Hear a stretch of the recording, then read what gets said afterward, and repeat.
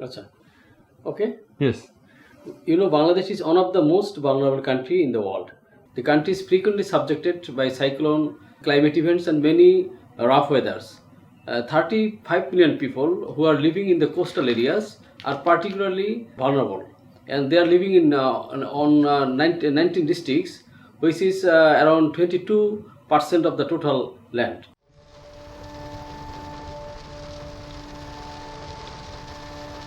These past decades, climate hazards are becoming more frequent. 30 years ago, in a 10-year period, you had only 3 cyclones. Now there are 3 times more. A recent study suggested that by 2050, around 25 million people living in the coastal belt will be climate migrants. My name is Frederick. I'm a French engineer. I spent 1 week traveling in the coastal area of Bangladesh with the UNDP to visit their projects and see how people adapt to climate change.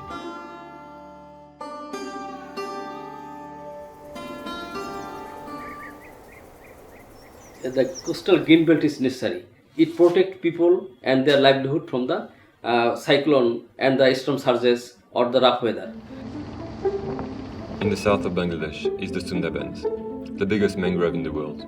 The forest is a great barrier to natural hazards. It protects the people living there from strong winds and reduces the erosion of the land. Since the 60s, 2,000 hectares of mangrove trees have been planted along the coast. The coastal green belt, currently it has only 2 species and it sustains like 20 to 25 years. Then it is died. During the first afforestation project, only 2 species of trees were planted, and after 25 years, they naturally died, leaving gaps in the forest and weakening its efficiency. So UNDP is working with the Ministry of Environment, Forest and Climate Change since 2009, and we have received some knowledge, lessons. We have established another useful project this time. It is called Integrating Community-Based Adaptation into Afforestation and Reforestation Program. The program is bringing 10 diversified mangrove species in the coastal green belt. There is one tree die and one tree growth for protect our community people and environment. The trees are first grown in nurseries, then they are planted in the forest by the community. They create varieties type of tree, more about 12 types of tree in here. Both are friendly for coastal belt and helpful for environment. This man is telling us how he realizes the importance of the forest, that it protected them from the last cyclone, and that they need to take care of it. By the end of 2019, the project will have planted 600 hectares of mangrove forest.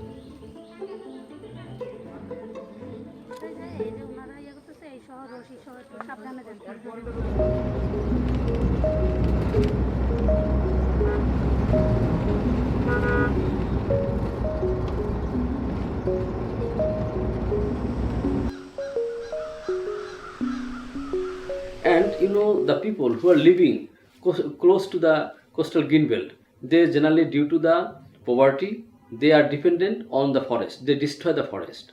So earlier, there is no mechanism to support this type of people. In our project, we are introducing diversified livelihood opportunity, which is climate resilient. After a few hours of driving, we arrived in Azarigam. This village is highly vulnerable.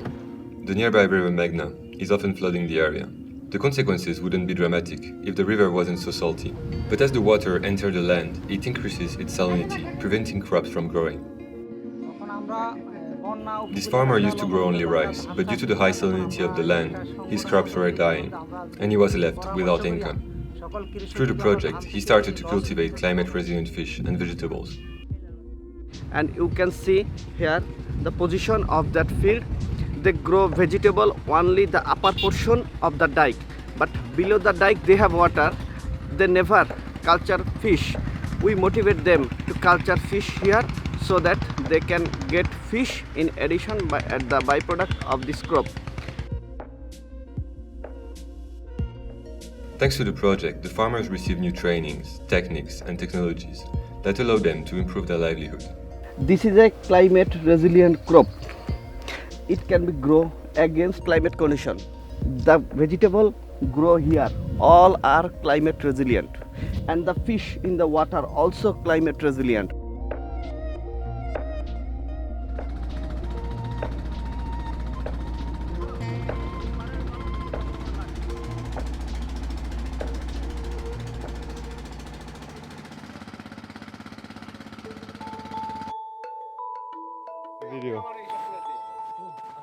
Chartahuruddin is a small island in the Bay of Bengal. A few decades ago, nobody was living here. Today, it is the land of many climate refugees. You see, Shalom, he arrived in this island 29 years ago.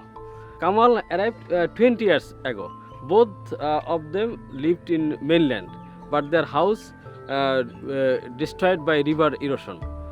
The village is exposed to climatic events such as floods and cyclones, and its inhabitants are highly vulnerable. The community depends mostly on the forest for their livelihood. The goal of the project is to reduce their vulnerability and their dependency on the forest by diversifying their livelihood options. The UNDP, with the help of the Forest Department, came here to implement what they call the FFF model. It is a system of banks and dikes that allow people to cultivate fish, fruit, vegetables and trees in the same plot of land.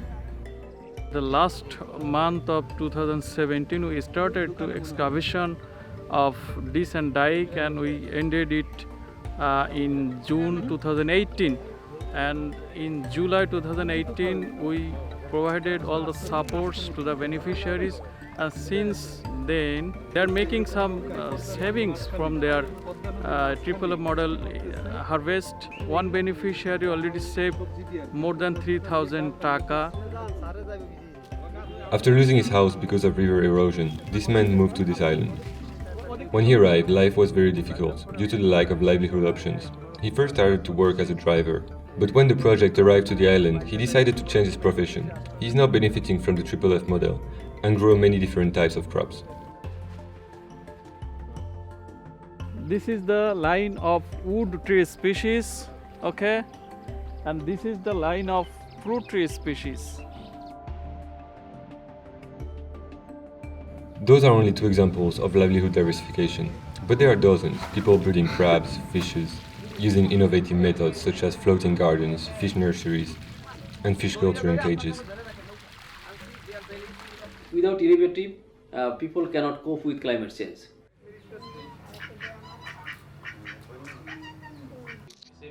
Yeah, I had last time.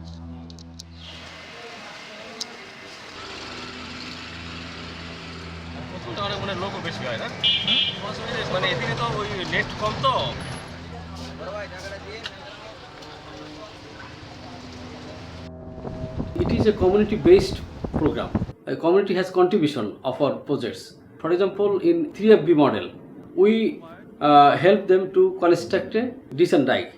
They also contribute with their physical labor supports and also some financial support also, so that they feel ownership. So the community is participating in the making of the project, physically and financially. But this is not the only way they are involved. The villagers are part of the decision making.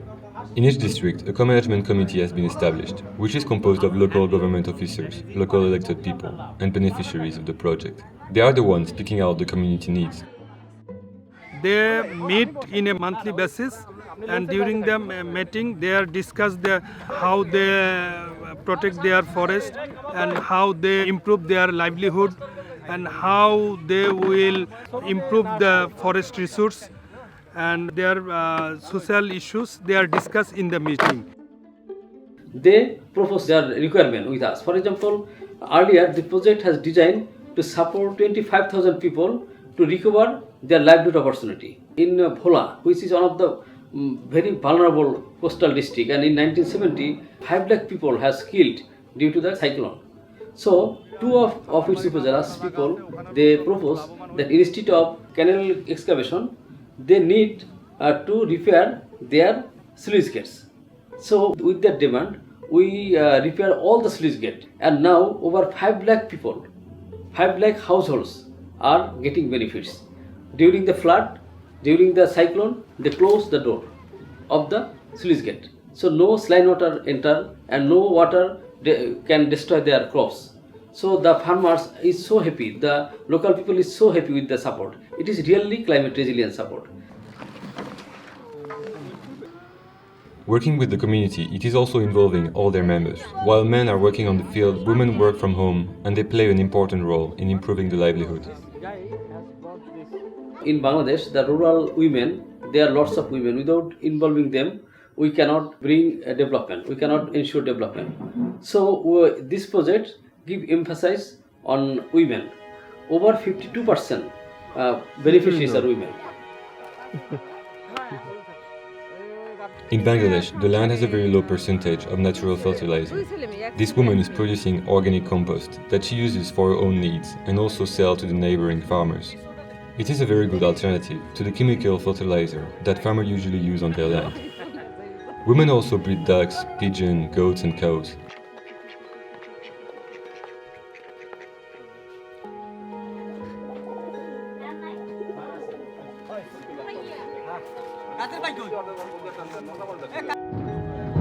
Thanks to the project, the inhabitants of the coastal area learn the importance of the grain belt for their survival. They also learn how to diversify their livelihood with new techniques and technologies. But what happens if a cyclone or a flood comes? How do they protect themselves? If there is any disaster, how the local people will survive? We are supporting cyclone preparedness program people who works mainly as voluntary to disseminate climate message, disaster message, and bring people to the shelter. We train all of the volunteers, 6,000 volunteers, providing information, knowledge by in a training. So, and according to their demand, we provided them necessary communication equipment to disseminate warning and flags, hand mic. So now they reported us in the recent cyclone Phony, they are able to bring many people in the shelter. So the people lives and their assets are safe this time. Now the people are more adaptive, and they are due to our support received by the Disaster Management Bureau, the cyclone preparedness program people, they are giving timely message. They know how to bring the people to the shelter with our training and our with using our equipment. So now more people are safe. Yeah. To address climate change, it is not responsibility of one single ministry or department. In the coastal population, their livelihood are different: fisheries, agriculture. If we only establish a coastal green belt and the population are poor, then they certainly destroy the forest. That's why we need, besides forest department, we need fisheries department, we need agriculture department, and also as a community-based program, we need contribution from the community. So what should we learn from all these projects? Adapting to climate change is a process that involves many aspects: environment, livelihood, people's survival. So communities, NGOs and the different ministries need to work together to find solutions. They need to... I guess this is the answer. Working together.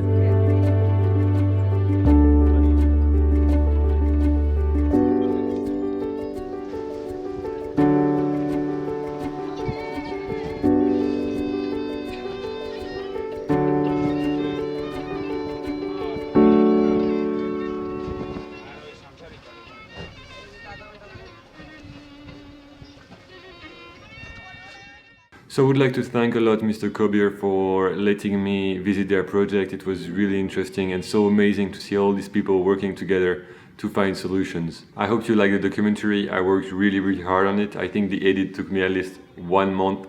So I hope you enjoyed it. Hello, good morning. No, but check out is not right now, no? 8:30. Okay. So I would be really happy if you can like the video, put a comment below and subscribe to the channel for more videos. Next week I will post another video about this topic of climate change in Bangladesh, and that will be my last video in Bangladesh. So see you next week. Bye. So that's how you record the sound in a hotel-made way.